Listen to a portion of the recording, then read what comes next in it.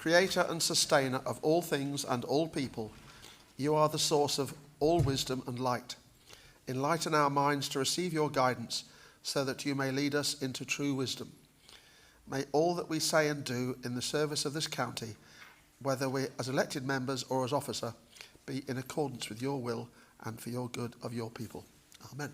Thank you.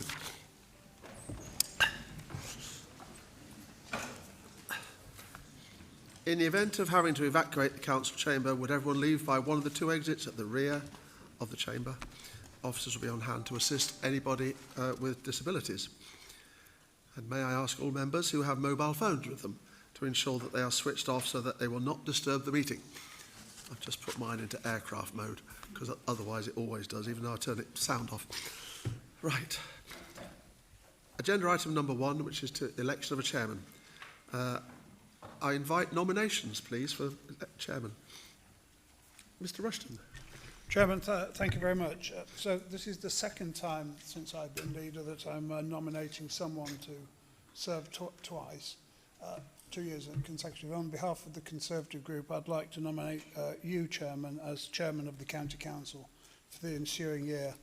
Kevin, you've proved your abilities as a Chairman. You've represented us well.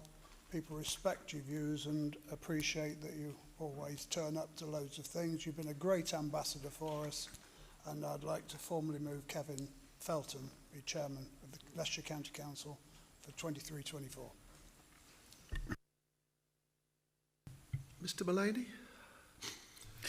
So on behalf of the Liberal Democrat Group, I second Kevin Felton's nomination to serve a second term as Chairman of the County Council. Kevin has proven his qualities as an excellent civic leader and Chairman of the County Council, and I'd like to take this opportunity to extend my best wishes to Kevin for a second year representing the County Council. Mrs. Hack. Obviously it's been proposed and seconded, but I'd like to thank Kevin for the work he's done in the last year. I think the role of chairman is a really important one, and I think you've taken to the duties with great care, and I wish you well in your next year. Thank you. Thank you very much. Thank you very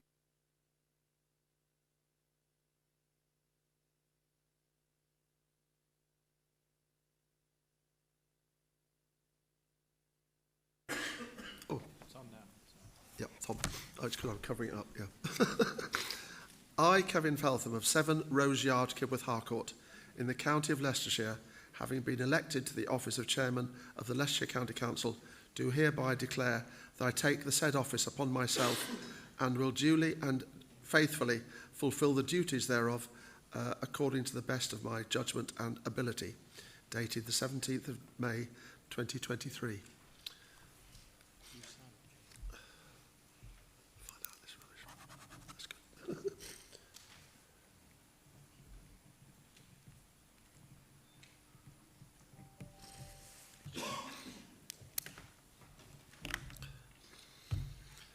So thank you very much, Council. That's much appreciated, I have to say. I won't do a long speech, but wait till next year. I have threatened to have a PowerPoint set of slides. I tell you, it's I was explaining to people at lunchtime. I mean, it's Dan was very good and actually explained to me much of the role of what I might be expected to do, but it pales into insignificance compared to what clearly this year, obviously with the Jubilee of Majesty the Queen and the funeral of Majesty the Queen, coronation of a new king, it's been a bit different. But nevertheless, all the other events that have been taking place throughout the county, and indeed I've been to, obviously to a number of events in the city and indeed in Rutland, of just open your eyes to so much going on. The work that people have been doing on behalf of their friends, relatives and even strangers is quite staggering. And I'm very, very privileged to have this role to represent everybody. So thank you very much indeed. Thank you. I now invite nominations for Vice Chairman. Mr. Rushton. Chairman, luckily we have a new boy for Vice Chairman. A young pup from Melton Mowbray, Mr. Joe Orson. For those who don't know Joe, and I think everybody knows Joe, he's been here for a very, very long time.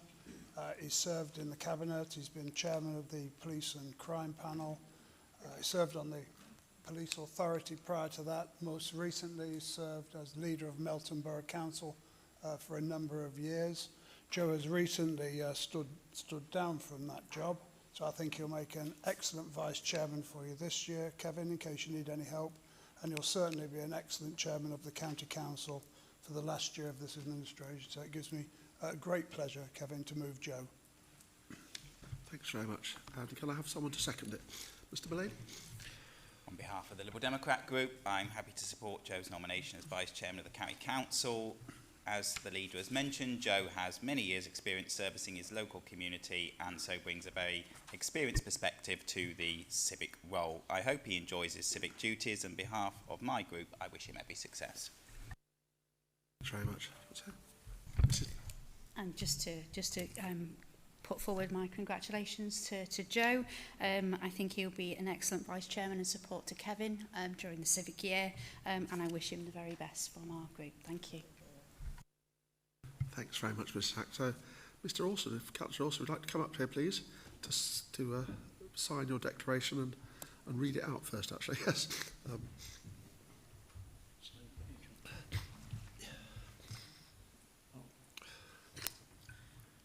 Excuse me. I, Joe Orson of 7A Church Lane, Old Albany.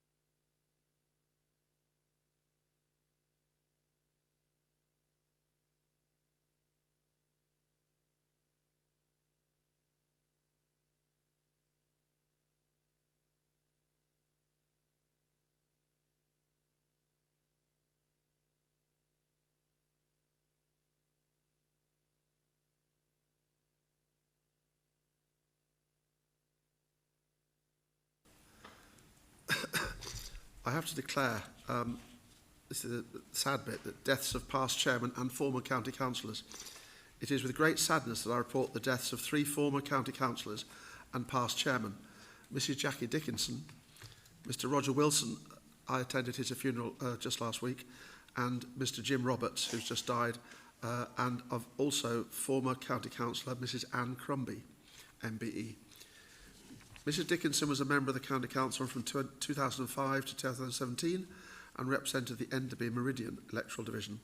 She served as chairman of the council for the municipal year 2011 to 12 and was a cabinet support member in 2013. She was deputy chairman of the Children and Young People's Service Overview and Scrutiny Committee for a number of years, followed by being a group spokesman on the Health Overview and Scrutiny Committee. She was also a member of the Scrutiny Commission and Development Control and Regulatory Board. Mr. Wilson was a member of the County Council from 1993 to 2013. He represented the Birstall electoral division. Mr. Wilson was a deputy leader of the council from 1999 to 2001 and was an original member of the Cabinet with a portfolio of promoting better government for Leicestershire. After this, he mainly served on a number of different overview and scrutiny committees, the Standards Committee, Corporate Governance Committee and Employment Committee. He was chairman of the council for the municipal year 2009 to 2010. Mr. Wilson was also an honorary alderman of the county in 2013. Mr. Roberts was a member of the county council from 1981 to 1997, representing the Leicester Belgrave and Stoneygut electoral division in Leicester City. He mainly served on the Social Services Committee, Policy and Resources Committee and the Arts, Libraries and Museums Committee. He served as chairman of the council for the municipal year 1996 to 1997. Mrs. Crombie, MBE, was a member of the county council from 1985 to 1997. She represented the West Knighton electoral division in Leicester City. She mainly served on the Social Services Committee and its subcommittees. She received an MBE for her services to the Red Cross. I invite the Council to stand in silent tribute to the memory of Mrs Dickinson, Mr Wilson, Mr Roberts and Mrs Crumby.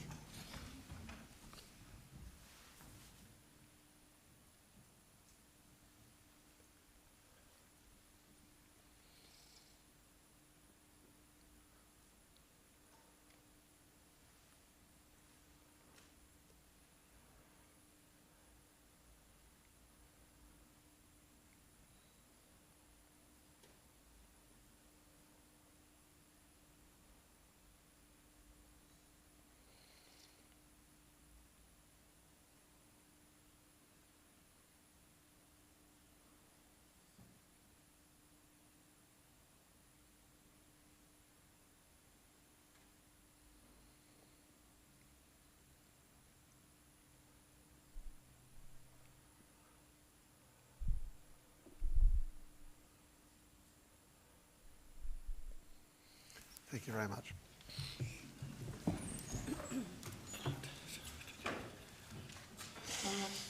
Yes, just what I'm going to do. But turn it off.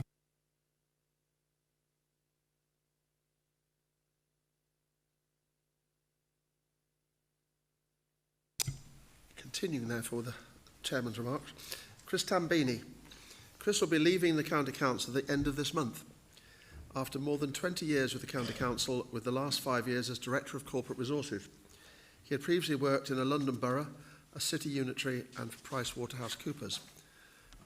Chris has led and overseen significant changes during his time with the Council and made a major contribution to modernising and transforming the shape of the Council. He led on a number of successful major change programmes, such as the creation of the Investing in Leicestershire programme and the launch of the Social Care Investment programme. He also ably led the Corporate Resources Department, reshaping key support services, and made a significant corporate contribution to the leadership and reputation of the Council. Being with the Council through the austerity years and COVID pandemic, Chris has always ensured that robust financial management arrangements have been in place and that the Council maintained a focus on medium-term financial planning. This placed the Council in a far more secure position than would otherwise have been the case. This was recognised by Empower when they rated the Council the most productive in England for 3 consecutive years. In 2022, Chris was President of the Society of County Treasurers, which alongside his involvement in various government working parties, including fair funding and special education needs reform, provided him with the national platforms to discuss key public sector issues and promote the Council's interests. Most notable has been Chris's championing of funding reform that exposed the unfairness of the national system and the County Council's low position within it. Chris has developed a deserved reputation and respect outside local government, which will no doubt stand him in good stead for whatever he chooses to do next, after he's had a good break, of course. I'm sure members will wish to join me in wishing Chris all the best for his future ventures. Thank you very much.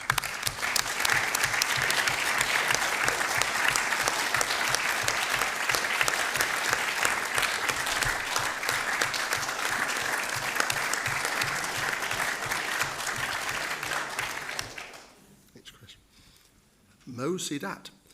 Mo Sidat, Head of Democratic Services, down here, will be retiring at the end of this month also, and I'm sure that members will want to take this opportunity to place on record the Council's appreciation of Mo's very special contribution to the operation and sound governance of Leicestershire County Council. Mo first joined the Committee Services team in 1982. He was instrumental in establishing the Council's overview and scrutiny function and oversaw its operation for a number of years before becoming Head of Democratic Services in 2014. The Council has benefited greatly from Mo's experience and knowledge. He has advised members on a huge range of issues and governance matters, and his skill in finding a solution to any difficult situation has been invaluable on many occasions.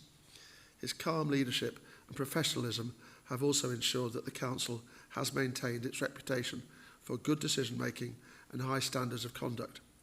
He has achieved the confidence of members and senior officers alike, whilst at the same time leading and supporting junior colleagues in the fine art of applying the Council's constitution. I would like to place on record my personal thanks and the thanks of my predecessors as chairman for Mo's guidance through council meetings, and on behalf of all members of the council, I wish Mo all the best for the future and for a very long and happy retirement. Thank you, Mo.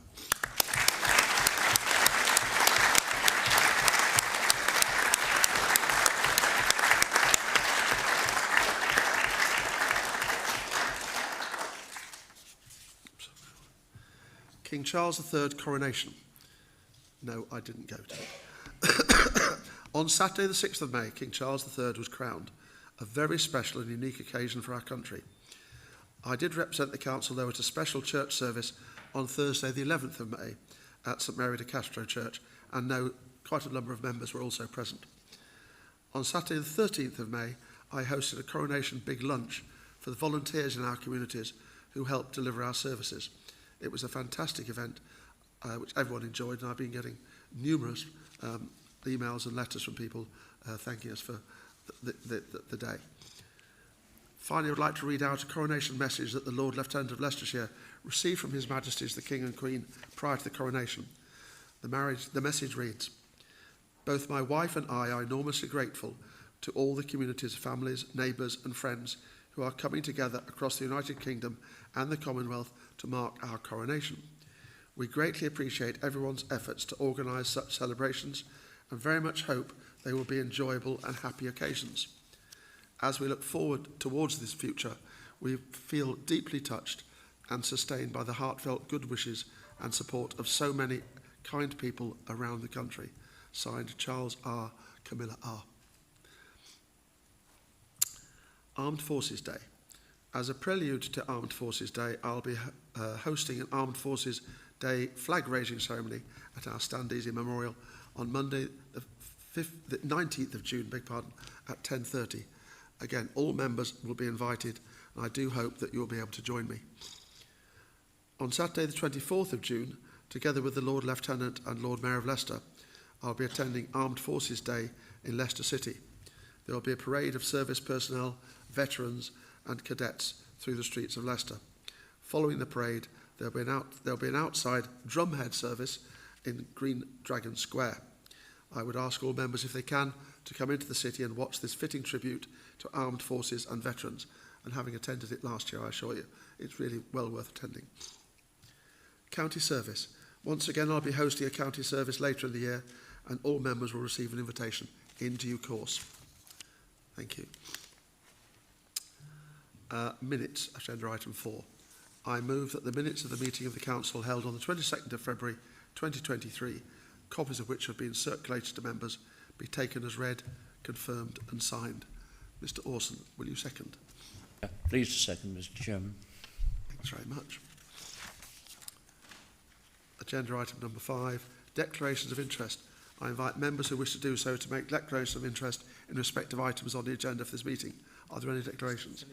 Mr Phillimore, yes, I was expecting one from you. Thank you, Chair. They will be non-registrable interests, if I may.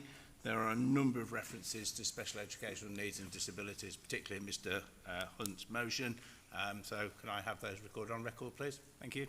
Thanks, Les. Oh, sorry, my wife's engaged and employed by this authority in it. Thanks. Are there any more? Nope. Thank you very much. Agenda item number 6, questions asked under Standing Order 7, 1, 2 and 5. And I understand there are no supplementary questions. There's one question obviously from Mr Hunt, which has been answered. Thank you very much. Turn over pages. Agenda item number 7. To receive position statements from members of the Cabinet. The first one I have is to invite the leader to make his position statement. Thank you, Chairman. I know you've thanked Mo and Chris for their work, but as the leader of the Council and the leader of the Conservatives administration, I'd personally like to thank Mo and Chris for the work they've done over the years. I mean, I've not been here quite as long as Mo, I've been here longer than Chris, but in all the times I've known both of them, they've certainly been very honourable, very honest, very open officers to work with. Thank you. Can I also thank Michael Mullaney today for dressing as the milk tray man? I think he's made a good effort in his black shirt and black tie. And moving on to more serious matters, Michael, I'm proud of the support we've given to Ukrainian refugees by our residents. And to date, we've supported over 1,000 Ukrainian guests and are certainly willing to do more to help and support them if required. I appreciate there are significant challenges represented by the relocation of asylum seekers, particularly into hotels and houses across the country, across the county, I'm sorry. And it has been difficult for us all, and it's certainly been difficult for them, I'd imagine. It's been difficult for residents, and it's placed particular burdens on Deborah's department with children, and also going into some of the hotels where they're supposedly not children, but when you get there, out of 250, say, in a village near me, 20 or 30 turned out to be under 18, and this is something we need to keep pressing the Home Office on, that they either need to provide us with more financial support, certainly, and be more assiduous in their assessment of young adults' ages. So we've written obviously to the Secretary of State, and we've written to members of Parliament about this issue, and in all honesty, the members of Parliament appreciate what we're saying to them, but I think the government does need to do more to help authorities like ours dealing with the issues that these sort of situations present. We had a great meeting with the Chancellor just recently. I thank the members of Parliament for arranging it. We presented a short, sharp presentation, which the Chancellor appreciated. So instead of going in there moaning generally about no money, because obviously everybody's moaning about no money, we went in there with a short, sharp presentation which showed him a solution for a reasonable cost. You know, in terms of the great scheme of things, it's money on the margins of government, so it was around 350 million to put a floor under the lowest funded authorities. And he thanked us very much for what we've done. And he said he would take it away and look at it. And following that, Lee Rowley, the Minister, was invited to that meeting. And we are attempting to coordinate a meeting with him and all members of the F20 to come along to County Hall. It is a bit difficult to coordinate not just the Minister but also all the other authorities. They're not all Conservative, some are Liberal, some are Labour, some are Hung, whatever, but we're going to try and coordinate it. I'd like to try and get it done before the summer, but the principle is we will definitely do it and the Minister will attend. And luckily for us, Lee Rowley, the Minister, Peter Bedford actually knows him from when when Peter was a parliamentary candidate. So when we have it, I'm going to invite Peter along as well, because we might as well have Peter there if he's type of friends with him to see if we can do any good. So it's news. It's not 100% good news because we've not come back here saying this is peace in our time with money in our pockets, but it is progress. On devolution, we're still frustrated that the current deal on offer in government remains at level 2. We met with Deanna Davidson. She's a really, really good minister as it happens, and we got on well with her and she actually understood what we're on about. She wrote to the City Mayor. City Mayor says he didn't see it, but we've now forwarded the letter to the City Mayor, and we're going to have meetings with the City Mayor and see if there's anything that we can do as a compromise. Now, if he is opposed to mayors, well, we'll have to just take that as read and see if there's something we can do to get up from a 2, maybe to 2.5, but we do need to work together if it's humanly possible. And I'll bring an update back to you guys in the July meeting, hopefully.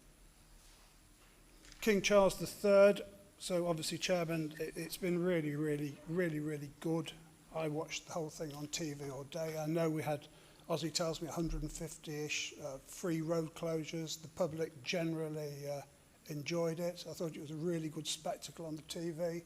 There were some new things I thought were good. I thought the Baptist singers in the church were exceptionally good, and something which you wouldn't expect to see at a coronation. I noticed in the crowd in the church, I saw Mike Kapoor right at the front of the Lord Lieutenants representing us, so Thanks to Mike for going to that. I'm sure he enjoyed it. On pothole funding, we've put in an extra 3-ish million. Okay, it's not going to solve every pothole. And even if I put in 30 million, the problem we'll have is that Aussie's team and workmen down there would struggle to do it. You know, there's that many, and we're that short of staff down there. And also I can promise if we do get any extra free capital money, I think we'd be well advised to spend it on filling potholes. Not just potholes, but some of those cracks that run down the middle. Because you know if you're a cyclist and you get your front wheel stuck in those damn cracks, you just can't get out of it. So if we do get any spare capital monies, we'll do some more potholing work and try and announce, speaking to Aussie about it, rather than just come in here and say, well, I found 2 more million for potholes or whatever, try and announce that, say, we're going to go and do them, say, in, I hate to pick on it, Hinckley Bosworth. But if you said we're going to go and do extra work in Hinckley Bosworth over the next 3 months, go in there, do it and deliver it, and then next month, say, maybe go to Blaby and then up to North West. But rather than say 3 million, try and target areas where we're going to go and try and do it and try and make a difference. Because anybody who drives around knows how bad they are. But thankfully, they're not as bad as they are in Nottingham and Derbyshire, but they are pretty poor. Thank you, Chairman. Thanks very much, Mr. Rushton. Mr. Mullany. Thank you, Mr. Chairman. I will agree with the Leader of the Council on the appreciation of the work of Mo Sadat and of Chris Tambini for this authority, and thank them for all they've done for the County Council over the years and wish them well for their future endeavours.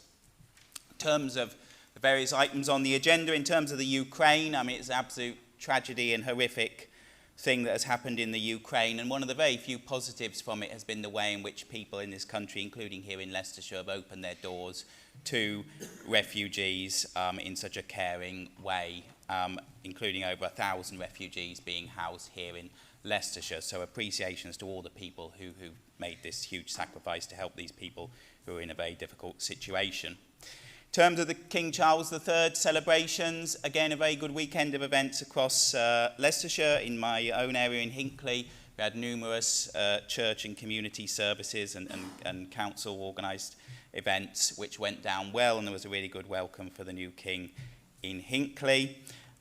In terms of pothole funding, I mean, we appreciate the extra money, but you know, there are lots of roads in Hinckley and Bosworth and the rest of Leicestershire that really do need proper resurfacing rather than just patchwork. And if we are saying areas, certainly the Ashby Road in Hinckley and the Stoneygut Drive estate could do with some repairs of potholes. So I'd certainly put those forward, as I have done before, for work there.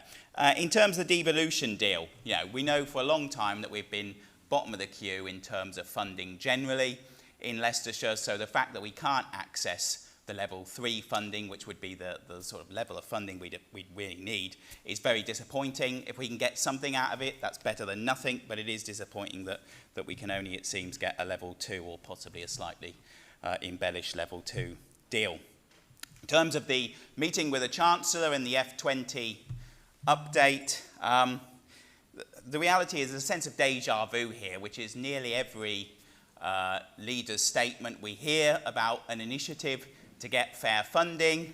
It's been going on for years, and yet we never seem to get our area off the bottom of the table in terms of funding from this government. And I do remember those years ago now, it must have been about 2018, when the leader mentioned his meeting with a junior local government minister, Mr. Sunak, who was apparently on board to support our campaign. He was Minister for Local Government, didn't deliver fair funding. He was Chancellor of the Exchequer in charge of the nation's finances. He didn't deliver fair funding. And finally, he managed to manoeuvre himself to be the latest occupant of 10 Downing Street, of which have been quite a few in recent years. He's there now in charge of the country, and we still haven't got fair funding. So unfortunately, we're still being let down on that issue. And whilst I welcome any initiative to try and get fair funding for Leicestershire, it's something we've heard at every meeting, and we don't seem to be going very much far forward on it. Thank you. Thank you, Mr. Mullany. Mrs. Hack. Thank you, and thank you to the leader for his statement. I'd also like to lead off to put on record our thanks to Chris Tambini and Mo Sadat from the Labour Group, both fantastic public servants. The time that they've spent in local government and the contributions they've made does not go unnoted, and thank you to both of them for their support. I think what we've spoken much about the way within which Leicestershire residents has opened their doors to Ukrainian refugees, and we continue to thank them for their onward contribution to supporting the effort to support Ukrainian guests whilst they're here. So thank you to them for that. Meeting with the Chancellor and F20 update. As Michael so eloquently put, Rishi has been involved in every conversation for a little while. Maybe the leader might think to have a chinwag with Rachel Reeves, that might actually bear more fruit in the longer term. We've had much of conversations about Leicestershire not getting its fair crack of the whip financially.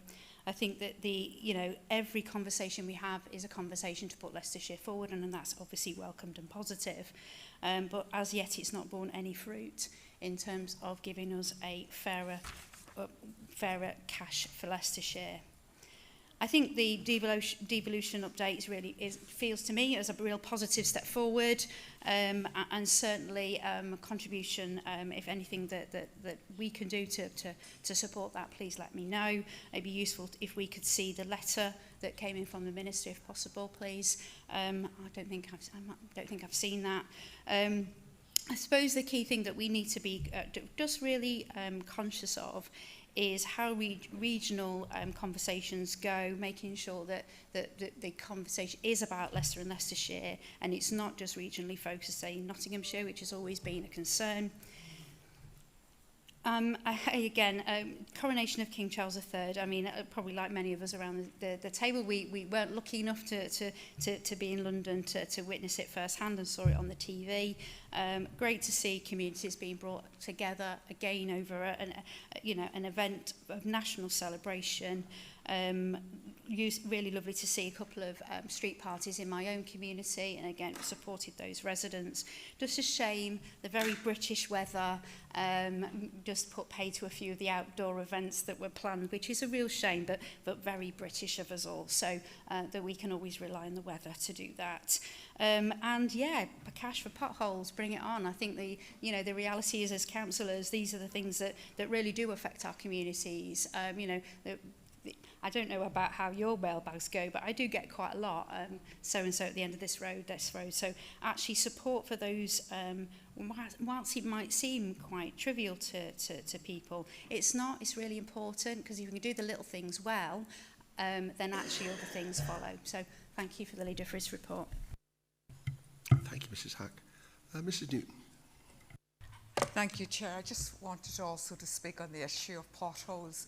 I had an officer out with me and Councillor Hunt earlier this week on the Zoch Bridge, which is a small bridge which abuts, well, you know where it is really, and there's a big pothole in the middle. It's gone right down to the membrane, and my worry is that there's not sufficient funding to actually repair these, which means in the long term it's going to cost much, much more to sort these out. And I just wondered whether or not we can sort of ask for maybe extra money to deal with these, because at the end of the day, if you have to do a cost-benefit analysis, spending money now is much more beneficial than having to spend a lot more money in the future. Thank you, Chair. Thank you, Mr. Newton. Mr. Rushton. Yeah. Yeah, Betty, on Zots Bridge, I mean, the blessed bridge is that bad. I mean, we do need to replace it, and we are going to replace it as soon as humanly possible. So there'll be a new one that goes out on the side, as you know, rather than blocking the road up. I mean, it's a really, really busy bridge with all the trucks coming back forward from Melton Mowbray, making the right turn and going to East Midlands Airport, and all the logistics up there. It's a wonder there's not a hole right through to the river, if I'm honest. It is in that poor condition. Michael, thank you for your support on Ukraine. It is appreciated. I think we're all together on the Ukraine issue and hosting the guests. On the fair funding and devolution, you say it's deja vu. It is, but I do have to keep on. You know, I cannot stop just because I've been unsuccessful. I mean, if you remember, you've been here long enough, Ivan battled for 20 years on fair funding for schools, and eventually he got there. And at least we have got a promise out of Rishi that fair funding is to be dealt with. It's just that I think politically at the moment, they've probably not got the time to do, you know, I'm a Conservative, so they've probably not got the time to do with it, because although it's a big deal to us here, is it to the rest of the population? You know, I just don't know. But we have got a commitment to do fair funding, and as I said to you, the Chancellor was particularly positive. You know, we put on a great presentation. I mean, Declan, who's the new Chris Tambidi, was really, really good. He was short, he was punchy. We presented 3 or 4 pages of stuff with solutions against every single line, rather than just going there and moaning. And I think this is probably the best we've done, we've done so far, but it will rely on me carrying on. And Amanda, if you want me to go talk to Rachel Reeves, if you think it'll be helpful to us, of course I'll see Rachel Reeves. I'll speak to anyone that helps Leicestershire get more funding. And if you think she's sympathetic to our cause, if you arrange it, I'll meet Rachel Reeves. I think she's actually pretty good on the TV. She's the wrong party, but if you think she can help us, I will definitely see Rachel Reeves. On the devolution letter, I think, Amanda, rather than just send it to you or just to Michael, I'll ask the Chief if he'll circulate it to all members of the County Council, because we're all politicians. We all see people higher ranking than ourselves. So it would be useful for everyone to have it. So the Chief will circulate it to everybody to see. And on the Leicestershire deal, a devolution deal, I'm with you really. I'd much rather have something for Leicester and Leicestershire. Maybe Rutland if they want to join us, although politically at the moment they're probably in more of a mess than, say, North West Leicestershire or Melton Mowbray. But if they want to join, it would be really, really useful to have Leicester, Leicestershire and Rutland, because as you know, all the health overlaps, the police overlaps, the fire overlaps. But I'd certainly rather have a deal for us locally than be potentially bossed around by north of Nottingham and north of Derbyshire, which aren't really much like Leicestershire. You know, some look up towards Sheffield, some look up towards Manchester. So, you know, if we can do something that works for us here in the middle, and we all work together for Leicester and Rutland, I think that would be far preferable. Thank you, Kevin. Chairman. Thank you very much, Mr. Rushton. I'll now invite the lead member of Children and Family Services to deliver a position statement on behalf of the lead member for Community and Staff Relations. Thank you, Mr. Chairman. I'm sorry, Pam can't be here today, but I wish her well. So I promised I would read this out on her behalf. So the Council has a strong and enduring commitment to equality, diversity and inclusion. This applies to the services we deliver to communities of Leicestershire, as well as the people who work for the Council. As Pam, lead member, would also like to take this opportunity to thank all 3 group leaders for their support. This week has been dedicated to anti-racism. There are several events and workshops taking place across the organisation, and it is part of the commitment the Council made in February 2022 to work towards becoming an anti-racist organisation. The Council is on a continuous journey to challenge racism, prejudice and discrimination in all its forms, and to develop a culture which is welcoming, inclusive, fair and transparent. I'd just like to set out some of the achievements of the past 15 months. New guidance for managers to respond effectively to incidents of racist abuse of staff. This is part of the commitment to a zero tolerance of racism. Representative interview panels and specific support recruitment to senior positions to ensure that the best people for the job are selected. A robust and thriving staff network for Black, Asian and minority ethnic staff. The network provides support for staff and constructive challenge to the organisation. Heritage projects with people from the South Asian and travelling communities to value their experience of living in Leicestershire and promote understanding. Analysis of the Census 2021 data to ensure that the workforce is representative of the communities of Leicestershire at all levels. Promoting an open culture where issues of race and ethnicity are discussed. The Big Conversation is an online forum open to all staff where topics related to equality are shared. In the past year, it has covered anti-Semitism, traveller prejudice and the Black Lives Matter movement. The authority also encourages staff to become Speak Up champions and diversity champions. The Director of Children and Families is the executive sponsor for this work and chairs a corporate task group dedicated to this work. She's supported by a dedicated senior anti-racism policy officer who leads on the day-to-day implementation of the action plan. If you've not already done so, I would encourage all members to look at the exhibition boards in the members' lounge and also encourage them to attend one or more of the events that are taking place this week. There will also be a special members' briefing on the 4th of July. This will look at recent reports into the culture of the Metropolitan Police and the Fire and Rescue Services, identifying the lessons of all large public sector organisations and the need to remain vigilant and active in challenging racism and all forms of prejudice. Thank you, Mrs Taylor. Do you want to say anything, Mr Mullany? Just to say, I welcome the statement. All forms of racism and discrimination based on fixed characteristics are irrational and negatively affect the individuals concerned. So any work that we can do to help rid society of it is positive. So I welcome it. Mrs Hackcott. Just to put on record the Labour Group's support for this statement. So thank you for bringing it forward and placing this on record. Thank you. Much. Yeah, I'm just going to say, although Mr Taylor did say it, display boards in the lounge really are worth looking at. I was fortunate earlier in the year to go and attend a major exhibition up in Charnwood Museum, and some of which is here as well. Particularly about the Asians that came over here from Uganda. It's absolutely worthwhile reading. Some of the stories are just fantastic. Chairman, just to reinforce the commitment of this administration to this work, can I personally place on record? I know Pam can't be here because she's having an operation, she's having a new knee in case you wanted to know. But probably under the knife as we are now, and she's sorry she couldn't be here, but I want to just place on record my thanks to Pam for the good work she does. Can I say, as an administration, we're proud of the work we do on this. We're proud of our achievements, and I would urge all members to attend the all-member briefing.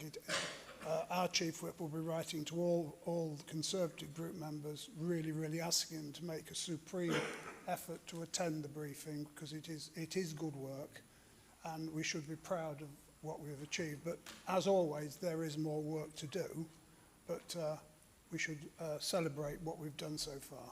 Thank you. Mrs Radford. Thank you, Mr Chairman. I'd just like to reiterate that our museums have had a lot of exhibitions supporting travellers and other cultures, such as Loughborough and Market Harbour and what have you. And I do hope that some of you go to your local museums. We do support it under my reference as well. Thank you. Yes, thanks, Mrs Radford. Certainly I've been to quite a number of them. I won't say I've been to all of them, but I've been to an awful lot of them. Mrs Taylor, to respond. I just want to thank everyone for their comments and supporting Pam in this work, and I do encourage you to sign up. There are a few online seminars that are happening the rest of the week. I've signed up for one on asylum seekers tomorrow, so I do encourage members to sign up to the remaining events that are happening this week. Thanks very much.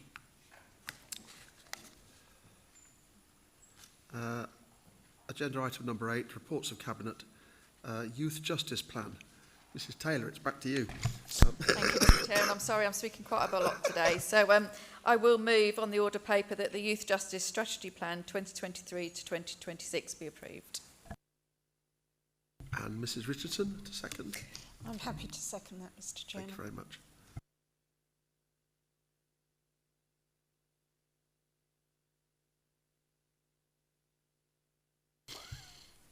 So nobody, right, in that case we will go straight to a vote.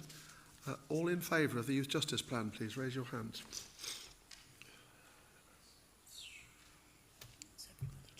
Probably easier to say anyone against. No, fine, thank you very much, that's unanimous. Thank you very much indeed. Dates of council meetings 2023-4 to 24-5. Mr Shepherd to move the dates that are in the agenda pack that you've already got. Thank you, Chairman. I move that council meetings in 2023-24 and 2024-25 be held on the dates shown on the order paper. And Mr Rushton, agreed? Second.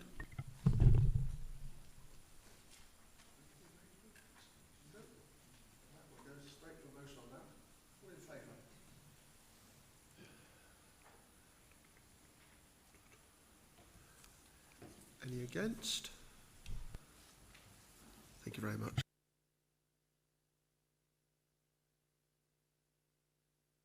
In the annual meetings, appointments in accordance with items 11 and 12 as standing order number 4. First one is to appoint the leader. Motion 1, Mrs Taylor. Thank you, Mr Chairman. I move that Mr NJ Rushton be appointed leader of the council for the period until the next annual meeting of the council. Mr Shepherd. Seconded, Chairman. Thank you.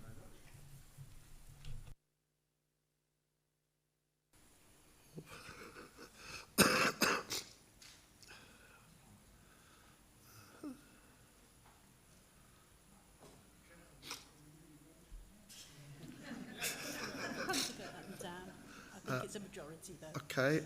Any against, just out of interest? We're not abstaining, that's what I wondered. Yeah. Okay. Thanks very much. Motion number 2, Mr Rushton to move. Let it be noted that the leader proposes to appoint the members on list 1 attached to the order paper as members of the Cabinet. I move. And Mr Shepherd. I second that, Chairman.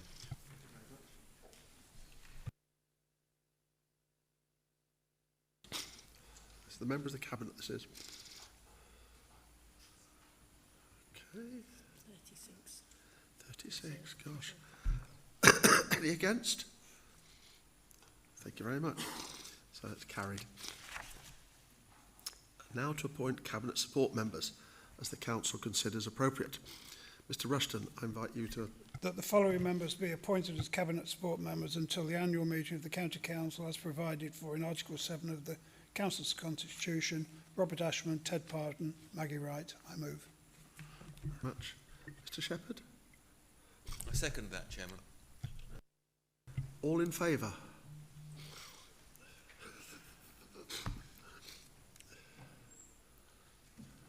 It's everybody, it's 36. Okay. Any against? 8 against.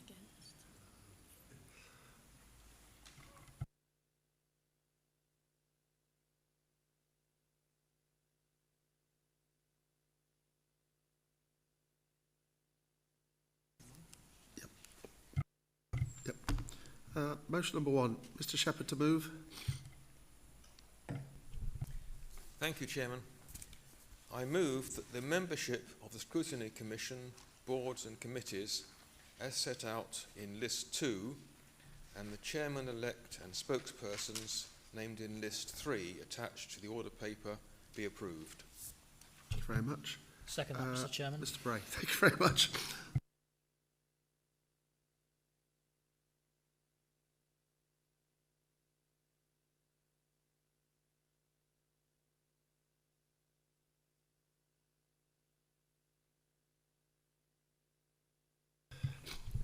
Thank you, Chairman.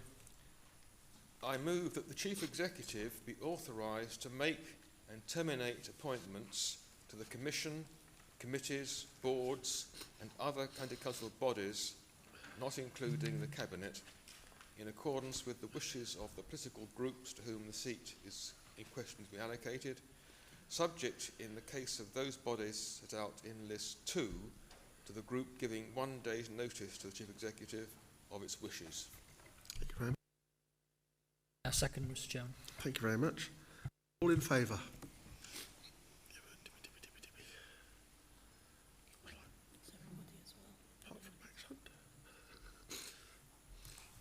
Any against? No. Thank you very much. Passed. Unanimous, I think. Agenda item number 10, notice of motion. This is special education needs and disabilities. With the consent of Council, Mr Hunt will move the motion. Thanks, Max. Yep.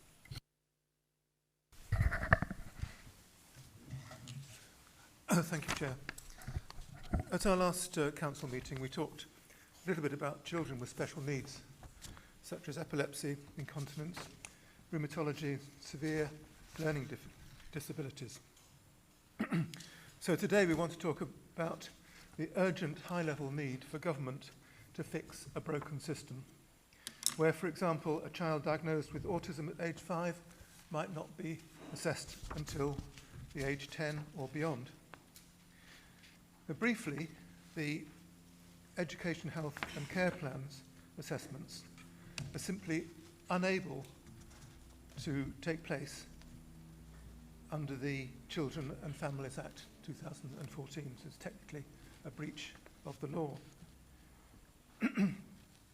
Some parents simply don't get a plan and hence go to tribunal and invariably lose. That's to say the authority invariably loses. So no wonder that Senate are saying they want to decrease the number of EHCPs. It's not the fault of our dedicated officers. It's the system which is broken. But to our credit, we have created up to 600 new places for children with special needs recently. But there are 12,000 children on the SEND register. The TSIL project, which I think most of us now know about, is designed to place more children with special needs or EHC plans into mainstream and if possible take them out of the very expensive independent sector. We've yet to see whether that's going to yield the savings that we're looking for, but at the end you can't help thinking that it's the children who are going to suffer and the parents who aren't going to get the places that they perhaps would have preferred. The problem is also that the schools are at breaking point. Already, with energy bills and possible teacher pay rises, they will not be able to afford the extra facilities needed for special streams within their schools. So this is why, Chair, we're calling on the Prime Minister and the Chancellor to recognise the need for SEND funding levels to fully cover the cost of the current legislative requirements, which we're not doing. Doesn't seem an unreasonable request.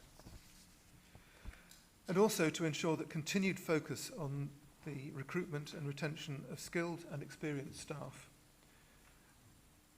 to undertake education, health and care plans are available in the required time frame.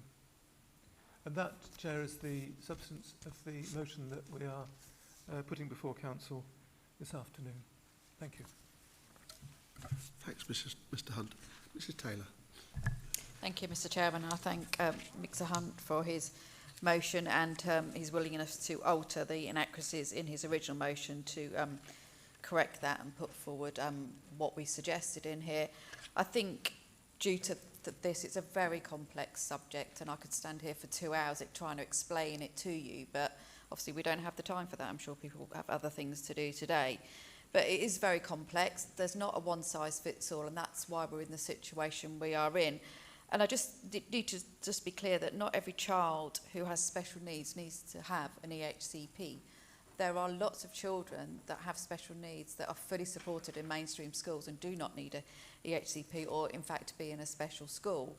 So I think we need to get away from that culture in Leicestershire that if you have a child with special needs, you need to be in a special school. That is not what is best for the child or for the families. What we need is children to remain in mainstream schools in their communities where they're growing up and living, but be supported in there. And that's where we're working to get towards in Leicestershire, and I will continue my focus on there. This is not just about funding, this is having the right children in the right place at the right time. So for me, this is about the impact on families, the impact on children, and ensuring that they're able to achieve fully what they can achieve in whatever setting they are. So I agree with a lot of the issues in here. The SEND system is not fully funded for what we have to do under legislation. We're not funded enough to be able to do that as we want to do that. So we are having to try and find different ways. But this impacts as well on how our schools are funded. So our mainstream schools are on the funding floor, and the majority of them in Leicestershire, which makes it incredibly difficult for them also to be inclusive as they want to. So that impacts on us as well. So the TISL programme that Mr Hunt mentioned there is about us all working together across Leicestershire, not just the County Council, but all our partners for health, schools and all our senior leadership teams across the county to ensure that children are in the right place at the right time. So I'm happy he's brought this. I want it at the forefront of this council's mind. Children are incredibly important. They will be our adults in the future, and we need to make sure they're supported to become the best adults they can. So I will never back from championing children. I thank Mr Hunt for bringing this motion forward. Thank you, Mrs Taylor. Mr Mullaney. I welcome this motion and I'm supporting it along with the Liberal Democrat group. I'm sure along with every other member of this council I've been contacted by parents of pupils who've had problems with securing SEN places and the unacceptable delays in EHCP processing.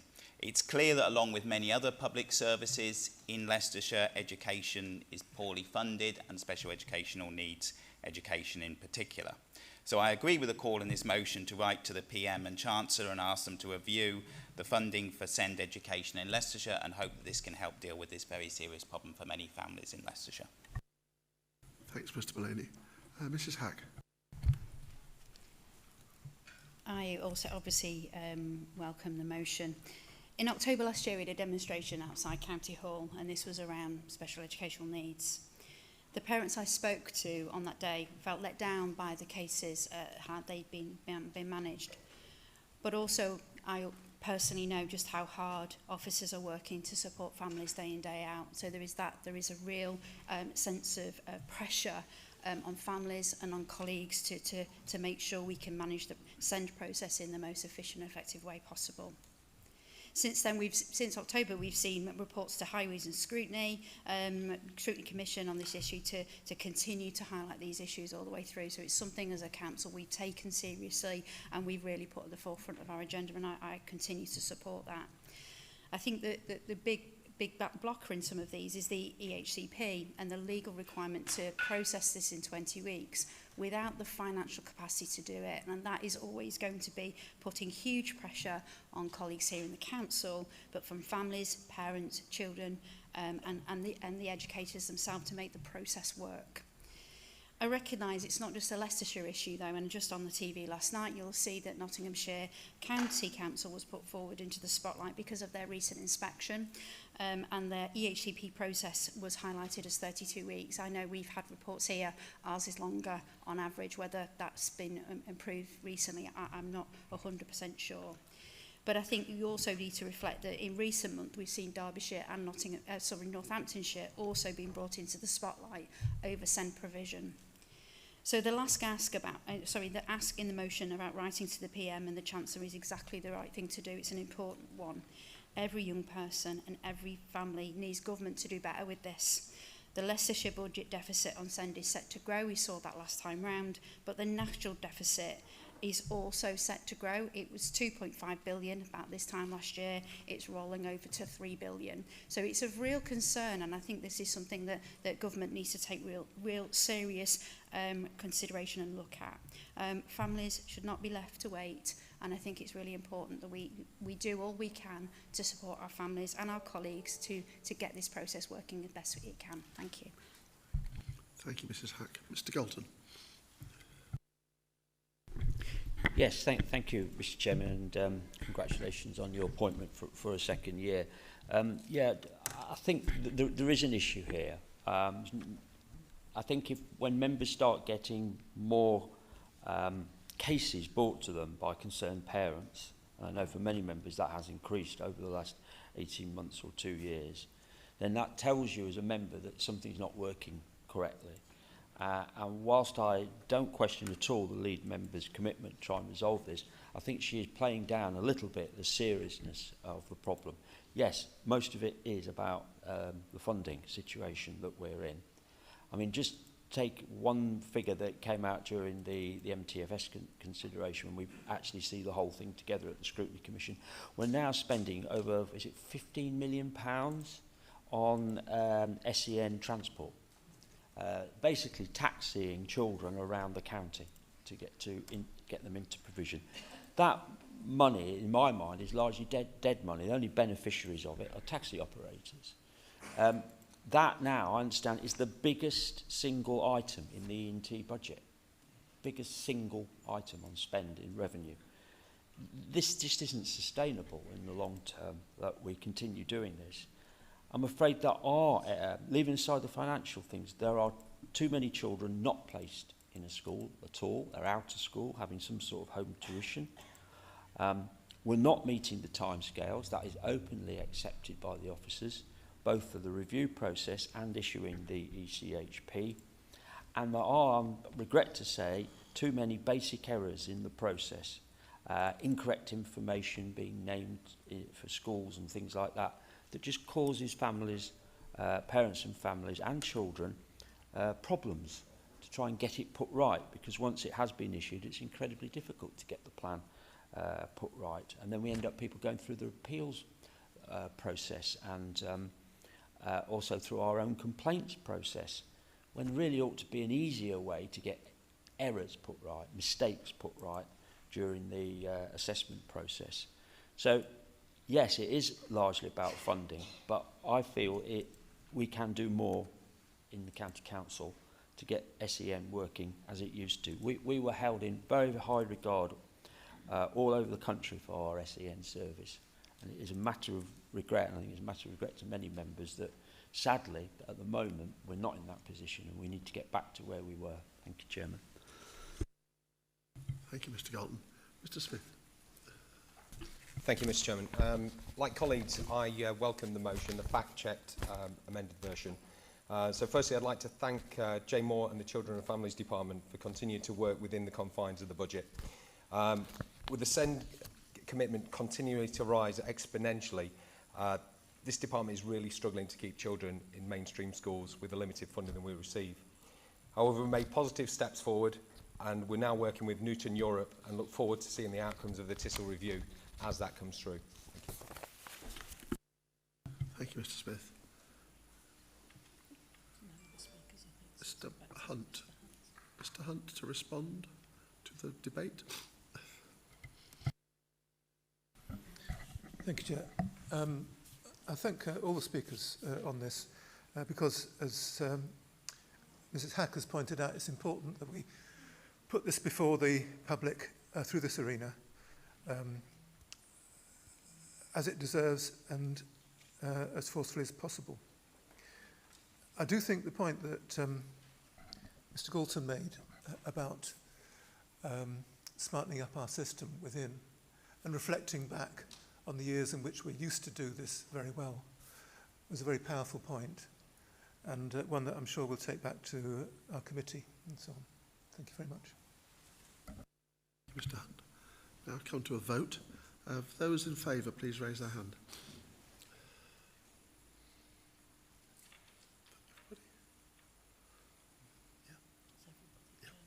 Thank you very much. That's unanimous. Thank you very much indeed. Well, that comes to the end of our annual meeting. Gone just like that. Look at that. It's just over an hour as well. Next meeting is scheduled for Wednesday the 5th of July at 2 o'clock. Hope to see you all here then. Thank you very much. Close the meeting. There you go. Job done.